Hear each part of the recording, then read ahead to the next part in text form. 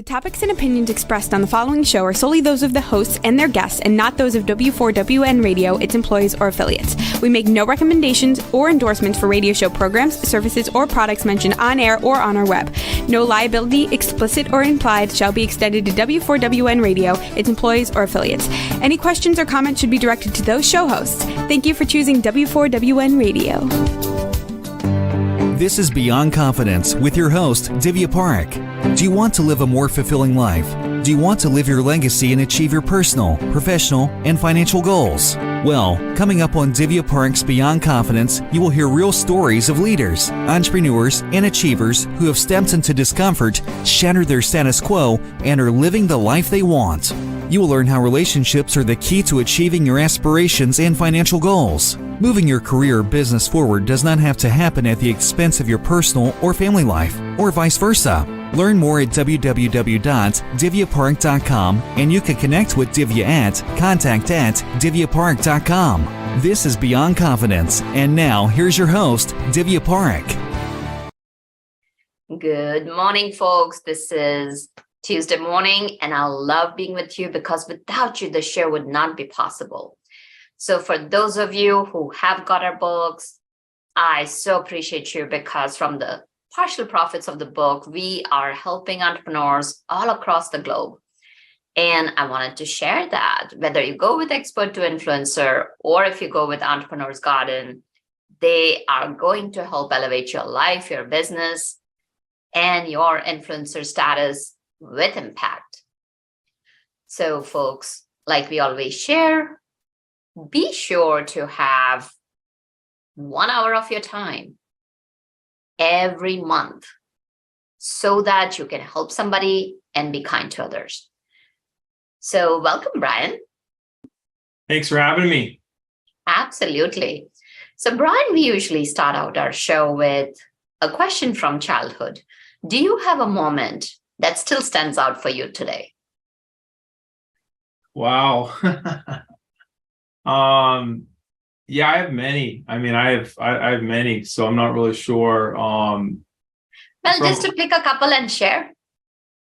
Yeah, I have memories when I was 5 years old in our very first house. As probably my first memories.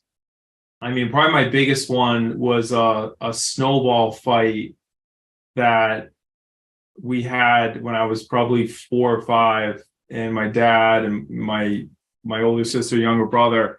And I remember being scared that I was like, wow, he's going to kill us with the snowballs. But that's probably one of my first memories. So yeah, that's cool. Well, I'm sure that you found out that snowballs can hurt, but they're a lot of fun as well. Definitely. Did you get into any scrapes as a young boy? Oh, yeah. I was played sports, so I was always mixing it up and having injuries, but it was all part of the fun. Oh, fantastic. So as you grew up, where did your interest take you? So, just along those lines, like my grandfather, I think for those that have their grandparents in their life at an early age, it's very impactful. So that's probably someone in my early years that had a significant impact because it's, different than your parents. They're interested, not interesting. And I think that was a really interesting thing for me, for someone that was just wanted to know about you, what you had going on, and just built your confidence tremendously, along with your parents, of course. But for me, it's just, at an early age, I took to fitness, played sports, and then around 15 or 16, I walked into a gym. I knew that was what I wanted to do with my professional career, just kind of get in health and fitness space, and here I am. Well, that's fantastic because fitness is such a great area. So many people suffer from health issues and chronic stress. And sometimes it's almost like when you're talking to people, as a coach, I'm always sharing that, one of the things that can make a huge dent in your life is exercise, even if it is a short exercise.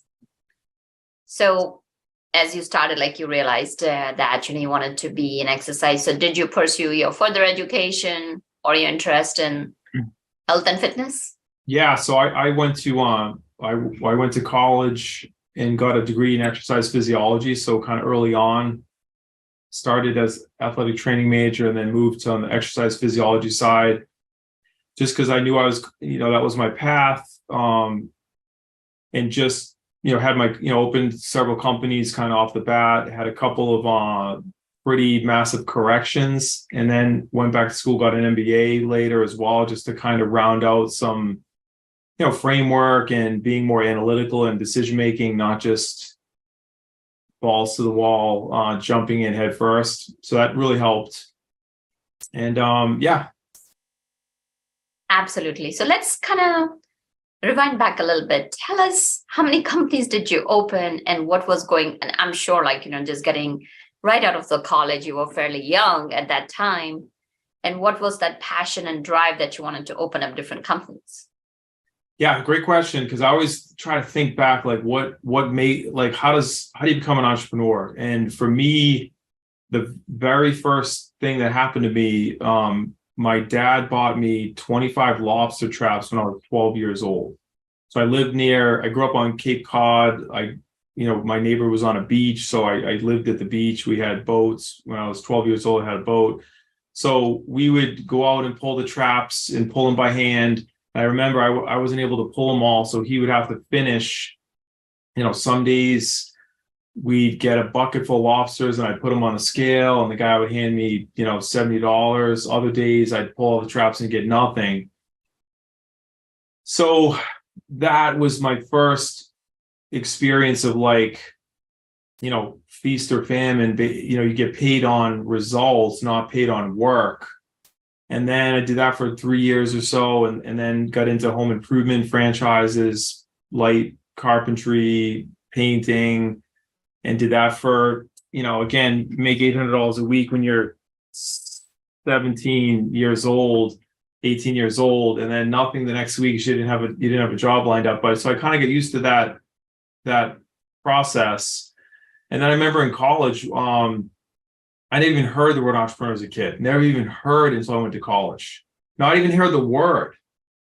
Wow. And I remember learning about entrepreneurism and going, wow, that's what I am. And that's what was kind of amazing when you grow up in a community that nobody's an entrepreneur, or at least you even hear the word. So that is interesting because think about it. Like nowadays, we have Shark Tank, of course, watch it avidly. I'm an avid fan of Shark Tank. Now, kids as young as sometimes you see 8, 9 years old, even 6 years old showing up on Shark Tank, and people are watching. So it's amazing how in just a couple of decades, the tides have turned and entrepreneurship has become almost mainstream. People, because one of the things that I'm hearing is that, with the great resignation, okay, I'm not happy in my work, I'm going to go ahead and start a company. So when you were unknown to the word entrepreneur, and yet it seems very obvious that you had this streak of entrepreneurship. So what was your learning? So one good learning that really resonated with me was that customer will pay for results, not for hard work. So what else did you learn from the other jobs that you had done? So I think for me, it's this insatiable desire to create and innovate. And it can be a problem, as it's this constant, doing too many things, like having multiple companies at one time, and just, it's like, oh, where do I focus? So that's probably the hard part. But I had, as I got into fitness, where I was lucky, I was able to, open up a one-on-one boutique personal training studio for a little money. Initially, my dad helped me out. Back in the day when there was a thing called post-dated checks, which most people don't know what that is. So I really shoestringed my first location, worked 100 hours a week, not for a year. It was like 5 years. So back in the day where that's all you could do is you had to grind. So I did that. Luckily, grew every year, pulled out of that. I went to 3 stores, as I mentioned. And then what really was my big break was when I started looking at franchising my own concept. Mm-hmm. I was probably 26. I was making $100,000 a year. And I said to myself, I love what I do, making decent living at it. I bet you other people would like this too. So In the process of franchising my own concept, I discovered another franchise who was already doing it. Mm. So flew to Colorado. He had like 15 locations, and I just decided, it was a very smart decision. I decided to get on board with him, and I bought the rights to Massachusetts and to become an area representative for him. And then we split the royalties and franchise fees. So I became a mini franchisor in Massachusetts. So I got to now learn how to develop a franchise under this guy's wing.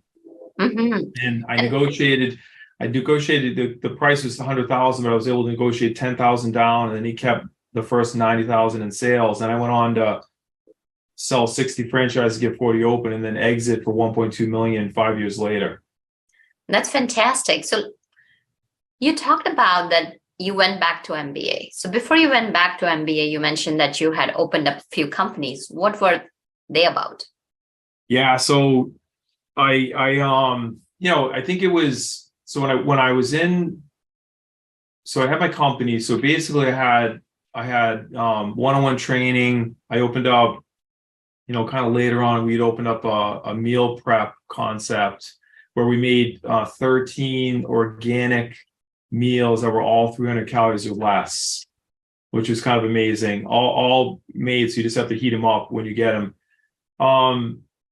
And then at Babson, I had, so my first mistake is during my MBA, we were doing a business plan, and I didn't want to disclose my fitness concept. So I built a handyman concept as part of the project.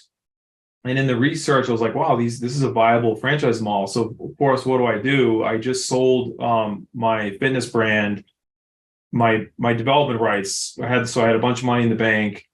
And then I'm like, let's start, around the house home improvement. So I started a handyman company. I was early into my MBA. I hadn't finished. I just had started. So we started this home improvement company, similar to Mr. Handyman, as many have heard of that concept. And what was so fun is I was building decks at 15 years old, so I'm a construction person. I know everything about home improvement, so it's in my wheelhouse. And the marketing pitch, which I loved, is we created a flyer that said 2 free hours, and we put it in 30,000 newspapers. So we gave every single person in the town 2 free hours of work. Because once we get into your house, do 2 free hours, you're like, you know what? Can you do this, this, this, and this? And within 4 months, we had 8 vans going. But here's the problem: I didn't build a financial model. I didn't model everything. So when we were charging $65 an hour, my costs were $75. So I was just burning $20,000 a month, like no tomorrow. And then we started doing bathrooms, and again, didn't financial model that. So we were losing $5,000 to $10,000 every bathroom we built. Beautiful bathrooms, but I just losing money. So finally, and I had started my new fitness concept. So I had 3 locations or 4 locations of fitness. I had the home improvement. And finally, I made the hard decision. I just gave the company away. Literally gave it away. Let's pause it a little bit over here, because there are, so many of our audience are either trying to become an entrepreneur or they want to succeed. And so many times what happens is that as we are listening to people's stories, we hear all the successes, and that gets people all hyped up. Yep, I can do it too. But the key is learning from the failures, because I see failures as the breeding ground for success.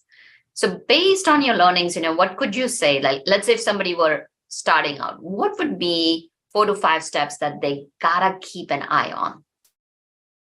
Yeah. So here's what I'll tell you. So I created, I'm just going to pull up, I have, so I created a model, created a framework for this very reason, because what I kept doing, it was you just wing it, and then it just doesn't work. So to me, the very first thing is vision, right? So, and the reason that's the first thing is like, why are you going to do what you're doing? So that's the very first thing is, all right, what's the purpose of this company that you want to create?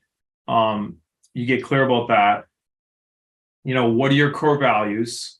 And what's the mission? So what's the, like, open one location, 5 locations, exit in 3 years, exit in 20 years, to get really clear on purpose, core values, mission. What's the brand? What does it stand for? What does it look like? Is it upscale, mid-scale? Like where are you going with the brand? Then you build a financial model. Build the model down to the penny. And then you build out the pricing strategy, which is going to influence your financial model. Sometimes you have earlier, lower price, and it's going to go up in price. So when you get really clear with the vision, and because if you don't have big vision, you're not recruiting anyone. You got to sell yourself. And now the next step is people, right? So now you're going to hire, train, and fire to your purpose, core values, and mission. Now I can get other people on board because I have vision. Then it's strategic planning, priorities, data, rhythms. It's just making sure everyone's working hard, making sure we're aligned.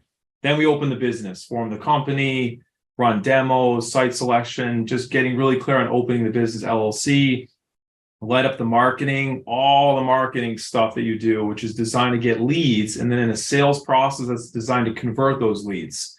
Now, the next biggest thing is when you take someone's money, what's the new client experience? It's and the bottom line is that whatever you're selling to someone, it's got to be better than they think it is. So you got to do a really good job at over delivering value. So we get past new client experience, then it's what's the client transformation? Like what are you helping your customer with? And the funny thing is 1, 2, 3, 4, 5, 6, it's the 7th thing in my framework is actually what you do, whatever the product you sell or what transformation you provide. After the client transformation, it's client fulfillment. What have you done for me lately? What kind of community are you building? And then capturing referrals, testimonials, and then lastly, innovation.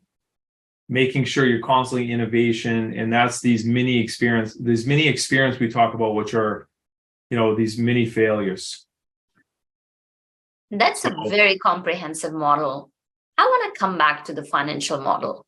What would you say are the key elements that people need to keep their focus on? Because so many times what happens is the purpose and mission and vision, it just gets people, so like all jazzed up because that's where the fire burns in your belly. Yep, this is my mission. This is my vision. People are usually good at that. And when they're speaking their fire, people connect. So they're able to also build a brand, but usually the few areas where businesses fail. One is, of course, branding. Like, if your message is not consistent, it can be, the failure can be at any point. But at the same time, what can happen is that if your finances are not correct, you could have everything going great for you. So, and I really appreciate you sharing your example that you said, like, you were building beautiful bathrooms, but it was not sustainable. No. So yeah, the financial modeling is just everything, because then you understand you're very clear on this 24-month pro forma. You're really clear on the cost to open the business, and then what does month 1 look while you're in operation. And I think there's enough people out there. You can join some peer groups, people that are already in the space. I mean, most people want to help other people out there. So I think you just got to do the work. And the whole idea of a business plan is to challenge your assumptions, and it forces you to do the painful work of establishing it. And in full disclosure, I never wrote business plans. So to me, like, this framework is essentially, it's 11 module framework. It's a business plan, but it's just boxes. So if I look at your business, any business, I can just apply this framework and go, oh, this is in place, but all this stuff isn't in place. But so if we put this in place, it's gonna thrive. Mm-hmm. And then the other big thing, once you're past the entrepreneur, being an entrepreneur in a certain sense, like the creation phase, my other favorite saying is wealth creation is the direct correlation of your ability to develop people. Mm-hmm. Because the limitation of growth is people. And that's where vision comes in. That's where so if you have a great vision, great purpose, awesome core values, so is the people you're going to hire. And then you just keep hiring these fantastic people. motivate them, lead them, lead by example, and then they take off. And then before you know it, you've got this whole team of people that are just killing the world with your brand.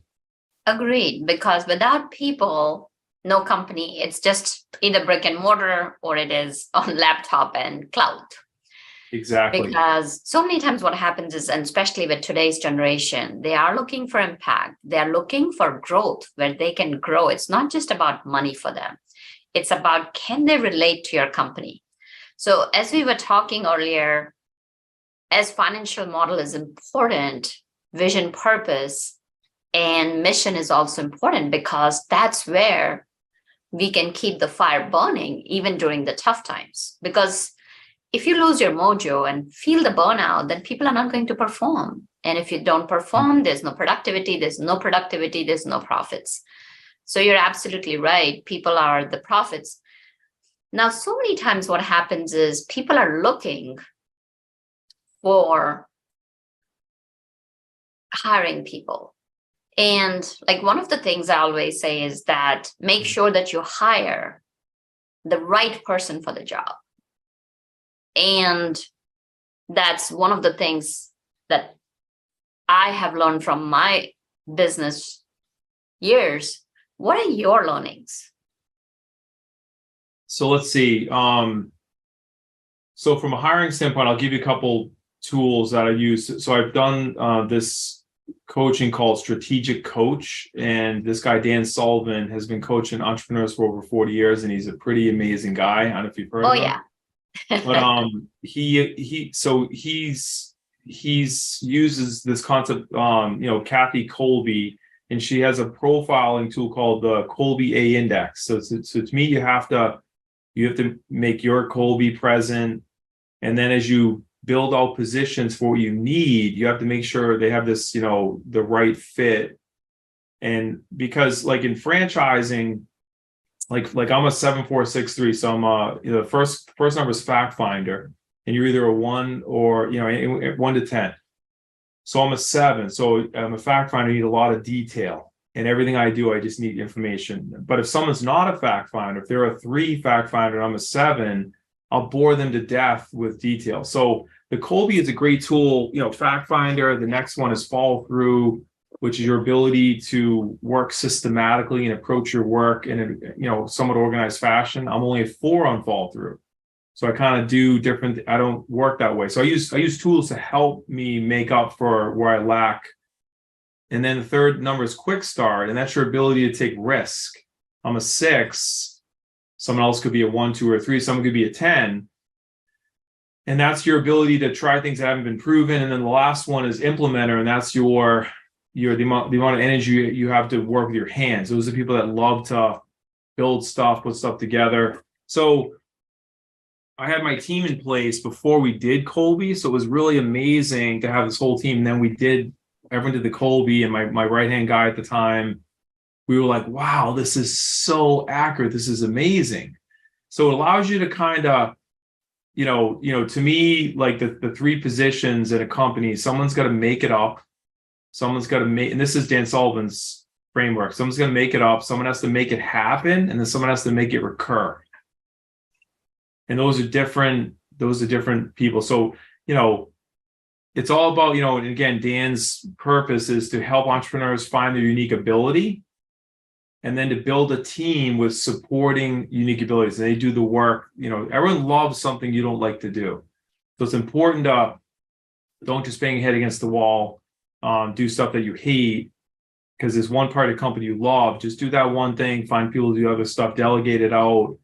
And I'm going to plug another one of his books that just came out. It's called Who Not How. And it's just fantastic. And essentially, because being an entrepreneur doesn't mean you have to be the talent. It means you organize talent. So who not how is, you want to get something done, who's going to do it? And just build, collaborate with something that already exists and create a new company, create a new service that could be just 3 or 4 companies put together to deliver some kind of new value to the world. Absolutely. And you talked about Kolbe Index. I really like Kolbe Index as well. And there are so many other tools out there, as you mentioned. It can be their Strength Finder, and some people go with Briggs Myers. And it's basically, you got to do the homework. As what I've seen is that depending on which area you are in, because you may be looking for certain kind of people and one type of, so there is HBDI. I mean, there's so many tool finders and personality finders are out there. The key is like, who you're looking to hire and how you're onboarding and all that process, as you said. And one thing that really stood out for me is that you do things that you play at, and let the other things go to people who play at that. Because when you create that team who are playing at what they do, then it's fun for them. And guess what happens when you're having fun? Performance is always there, and I always go, performance, productivity, and profitability, along with passion and purpose, are very correlated. So you also talked about innovation. Tell us from your perspective and your experience why innovation is also important, not only in sustaining, but scaling a business. Yeah, I think one of my last companies, I didn't innovate on the development side, and we had an opportunity, one of my group fitness concepts, and we just didn't grow fast enough because I didn't get on my own way on the front end to recruit franchise brokers and franchise consultants. I kind of did it in-house, and had I done that, we would have grown, instead of 100 locations, we would have had 300 locations in the same time. So it's just kind of, now with StretchMed, my new company, I'm definitely growing it very differently than I did the last one. So we'll grow way faster. And I think innovation, just paying attention to what's happening in your market, but don't just blindly do stuff. Just keep testing. And then if it works and you can build systems around it, then you can scale it, then do it. And my whole thing is, if it's not scalable, it doesn't matter how good it is, because you can't scale it, so don't do it. So just make sure that it's something that you can then hand to someone else to do. Because if you can only do it, there's very little value in that. Absolutely. So let's go back to your journey. You mentioned that you had reached $1.5 million, if I recall the numbers correctly. Tell us your journey after that. Once I exited that last company. Yeah. So instead of take the summer off, which is what you'd think you do, it was just like I was just on to the next company like immediately. So I built a group fitness model. I had done one-on-one training for, at the time, I think it was 11 years. I think a total of like maybe 10, 11 years. So then I had this kind of desire to create this boutique concept for women only. One trainer up to 8 women at a time, and it was a transformation model. So it wasn't a workout model. It was you come, weight training, cardio, nutrition, accountability. So really a complete package where someone could come in and really learn how to, weight training, really learn how to do cardio, nutrition, and then just be held accountable because we're coaches. And that's really, so that was fantastic. 06, 07, we started really franchising 07, taking off in 08, and we all know what happened in 08. And, November 2008 is when I've never watched the news since November 2008. I've never turned the TV on in the morning or watched the news, because that was the first time in my life that it was affecting me with the financial crisis. And I just got my company around. I was like, oh no. So what I did is I shut the TV off. I used to watch, CNBC in the morning, and then I just got granular in my company, super granular, where that the system was so detailed down to every script, every phone call. And then we started growing 100% a year, 3 stores, 8 stores, 16, 32, 57, 87. Then we finally hit like 103. And this is around the women's boutiques idea? Yep, boutique. And then we, this is before all the boutique fitness that's out there. And then that all came along, and the weakness in my model at the time, it was a paid in full model. So memberships were 3, 6, and 12 months paid in full. So a 1-year membership was $3,000. And again, great when your commitment and accountability is part of what you're selling. But then when this month-to-month fitness rolled out, we massively got disrupted.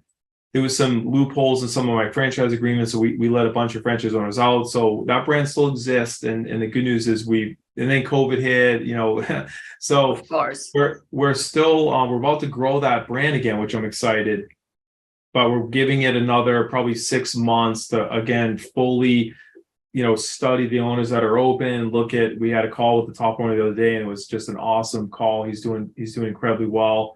So we're excited to launch that branding because really I have a passion for fitness, and I love helping people transform.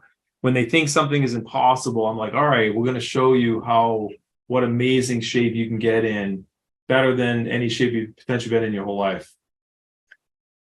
So I would like to acknowledge you for being so open about the areas that have not gone so well. So what would you say are your top learnings from this boutique venture that our entrepreneurial audience could implement in their lives? Yeah, I think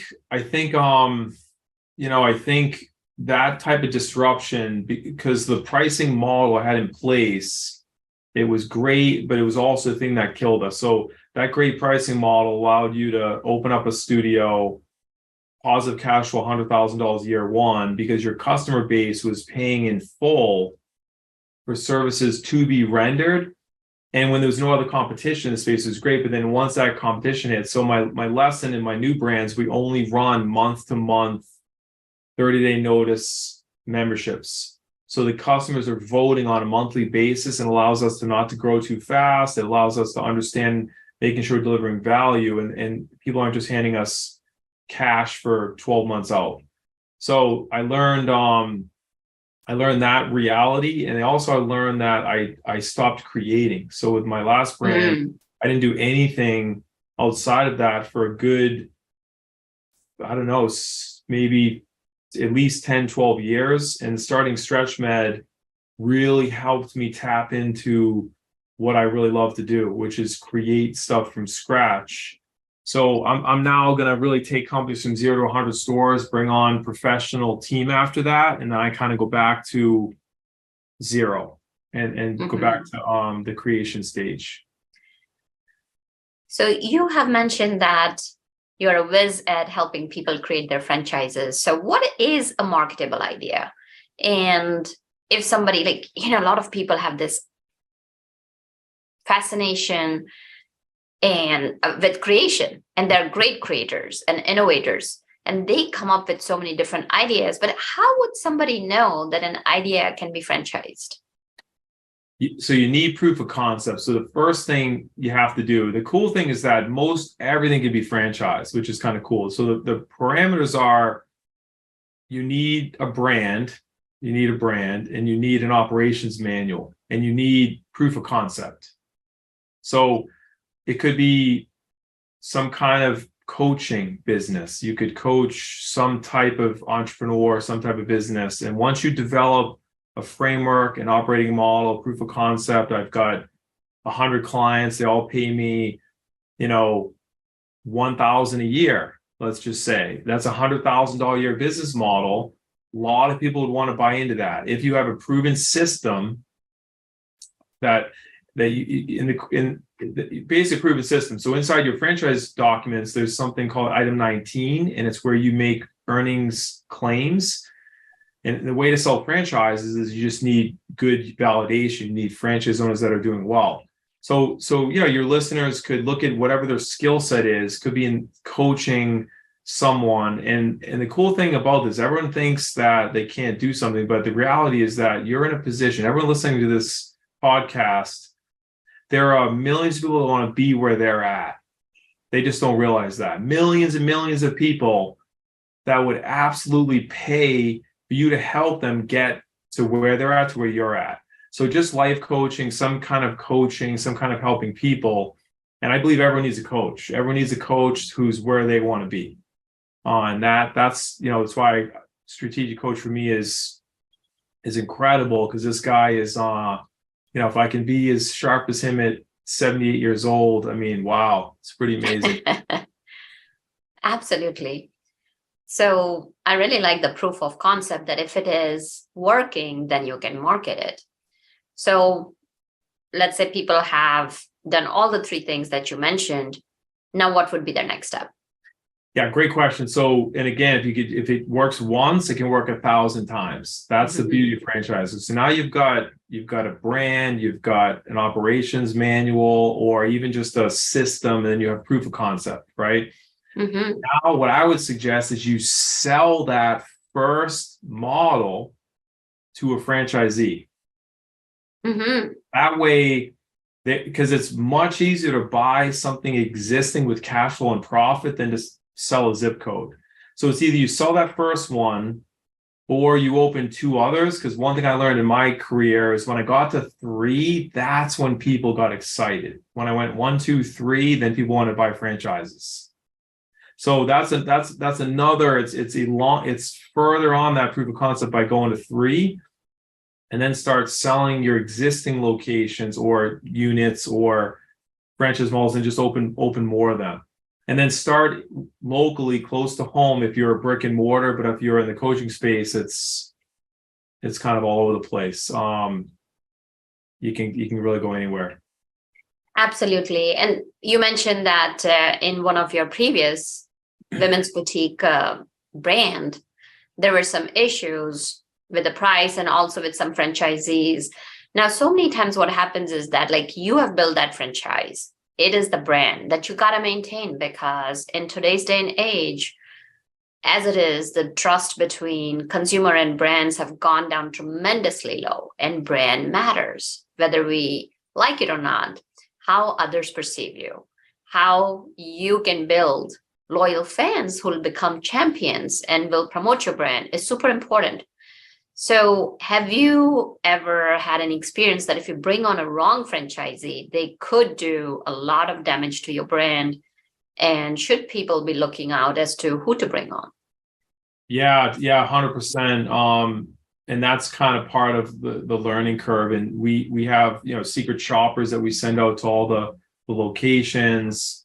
And we're bringing on a director of compliance right now for StretchMed. So they're going to go into the studios, get stretched out, making sure the customization within the stretches exists, and just make sure it's the brand. And that's probably the hardest part. So we try to talk to our franchise owners and explain, like, look, you are the franchisee, we're the franchisor, but then there's a brand over here. There's 3 entities involved in this relationship. We're not the brand. We're just representing the brand. So both of us have to make sure we take care of this brand, because that's how we both derive value. So it's kind of getting people clear about that, and that, and really it's important. And the more people change the model, or they tweak it, or they make it their own, it's starting to become like a mom and pop, and then it's not scalable, for one. So yeah, I think that's the hard part, because no one wants to, like, send people default letters. That's just the worst part about franchising, is when someone buys into a brand and they don't want to maintain the brand standards. Absolutely. And that again goes back to your operation manual, like making it so solid that people are aware. And even so, one of my clients has, what they have also done is that they have got like a yearly licensing that, like, hey, you got to demonstrate that you are doing it, otherwise the franchisee license is only available for 2 years. It's almost like you got to prove yourself that you can represent a brand, and if not, then it goes away. So that's one of the things that I've seen them implement, and of course you are a master at this. So Brian, tell us, if people wanted to reach out to you, where could they reach out, and tell us, how do you help entrepreneurs? Yeah, so for now, my focus is StretchMed until we probably get to 100 units, and then I'm going to bring on some kind of much higher level people to take the company to a different place, and then I'll get into helping other concepts franchise, because I love the creation, I love the just incubating type of stuff.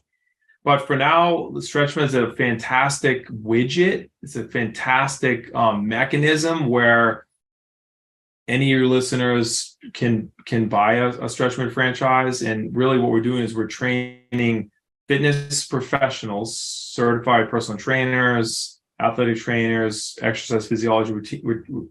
And there's a million fit pros out there, as you guys know. We're teaching them 36 stretches. We're teaching them our stretches and all of our protocols. And then we're putting them in a nice little boutique studio. And we're actually opening up Stretchman as either 1, 2, 3, or 4 table models.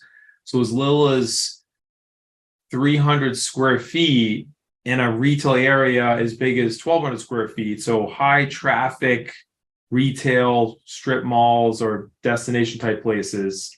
Wonderful tables, open from 6 in the morning till 8 at night, 7 days a week. So tons of availability. And then it's scalable. It's super scalable. And then they can be open, run, they can be sold.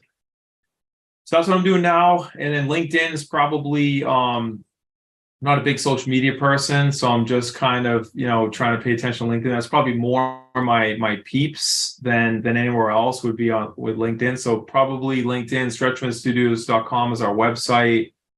And yeah, I think Stretchman would help people that have an itch to get into business. And again, part of being a Stretchman franchisee, I'm going to teach you my 11 module framework that's taken me 28 years to learn. So just like anything, it's a start in a journey. It's a start on your journey into the unknown, where you get paid for value creation. You don't get paid for hard work. And there's nothing better than developing someone. They're off running a model, and you're experiencing the first time this so-called passive income, where you're not trading time for money. You're trading, someone else's time for money, and you're just a creator. You sit back and I like to look at our franchise owners. I like to call them their analysts. So we study numbers, we study dashboards, we look at data, we look for areas of opportunity within that data. We don't become one of the positions in the franchise model. So it's really about developing people, kind of get out of the way, and then hang with, work with me and my team. And then we just look at where you can open, start locally where you're comfortable. And then once you've mastered it, you can grow. Like I'm in Boston right now. I split my time in Puerto Rico. We're opening a location in California. So it doesn't matter where it is. I just go for the demographics, location, and make sure there's a fantastic deal that's available.